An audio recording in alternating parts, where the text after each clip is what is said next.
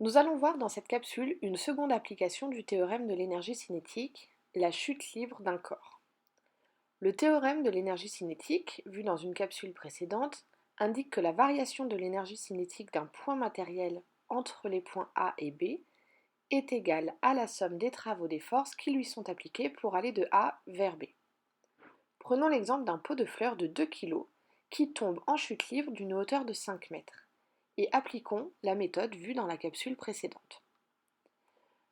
Première étape, le système d'étude et le pot de fleurs étudié dans le référentiel terrestre. Deuxième étape, le pot de fleurs tombe en chute libre, donc la seule force qui s'applique sur lui est son poids P. Troisième étape, le mouvement du pot de fleurs étant vertical vers le bas, le poids est une force motrice. La valeur de son travail se calcule donc en multipliant le poids, soit mg, par la dénivellation. On trouve ici une valeur de 100 joules.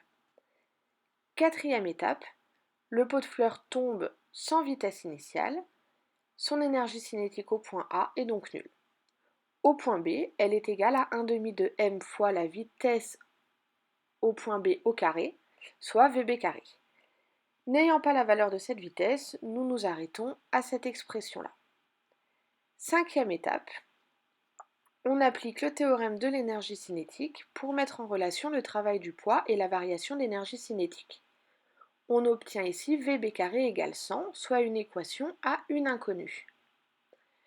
En la résolvant, on peut déterminer la vitesse du pot lorsque celui-ci touche le sol, donc ici une vitesse de 10 mètres par seconde.